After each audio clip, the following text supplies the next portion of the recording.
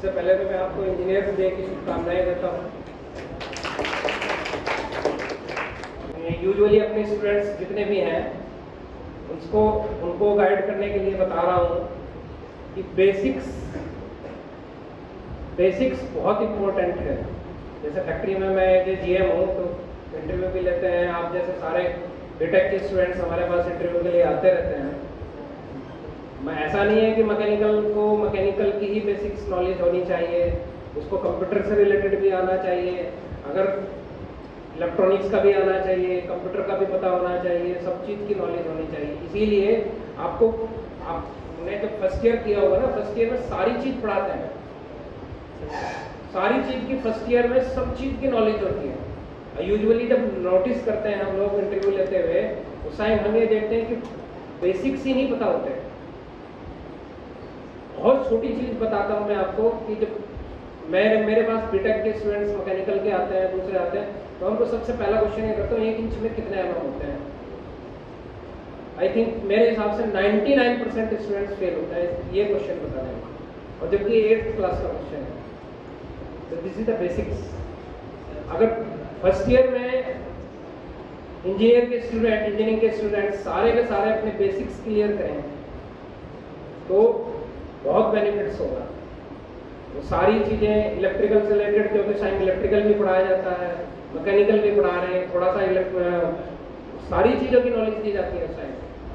ऐसा नहीं है कि कंप्यूटर कर रहा है तो कंप्यूटर होगा, उसके बाद सेग्रीगेट हो जाता है कि सेकंड ईयर में आपको कंप्यूटर है तो कंप्यूटर की क्लासेस चलेंगी, आपकी मैकेनिकल है तो मैकेनिकल्स में चले जाएंगे।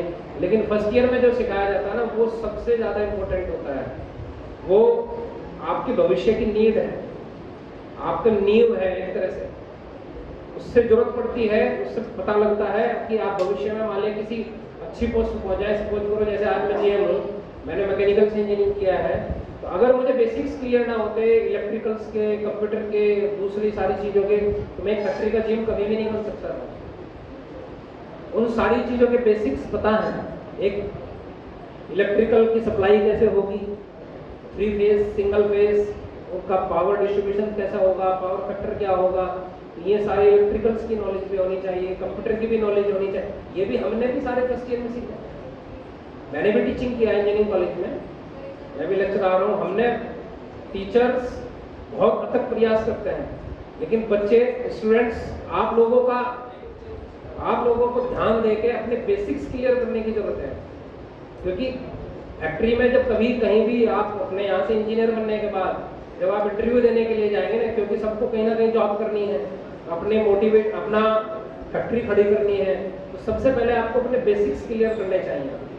अगर आपके बेसिक्स क्लियर नहीं होंगे ना, तो आप कभी भी कोई इंटरव्यू क्लियर नहीं कर पाएंगे। मेरा तो इंजीनियर्स डे पे आपको खाली इतना ही वो है, यही मोटिवेशन है कि आप अपनी पढ़ाई पे बहुत ज़्यादा कंसंट्रेट करें और अपने बेसिक्स क्लियर करें। जैसे कंप्यूटर से है तो कंप्यूटर से रिलेटेड बहुत सारी चीज़ें बाद में आती हैं, मैकेनिकल से रिलेटेड बहुत सारी चीज़ें बाद में बहुत लेट पूछते हैं। अगर मान लें मैकेनिकल से पूछें कि लेथ मशीन क्या है, उससे रिलेटेड दूसरी मशीनों के बारे में पूछें, तो बहुत सारी चीज़ें बाद में पूछी जाती हैं। पहले तो हम बेसिक्स पूछते हैं कि बेसिक्स जनरल नॉलेज है या नहीं है। जनरल बेसिक नॉलेज है जो 10th में, 12th में, वर्नियर, माइक्रोमीटर, ऐसी चीज़ें, छोटी छोटी चीज़ें जो उस टाइम सिखाई जाती हैं। ऐसा नहीं वो इंजीनियरिंग में नहीं सिखाई जाती, इंजीनियरिंग में भी सिखाई जाती हैं।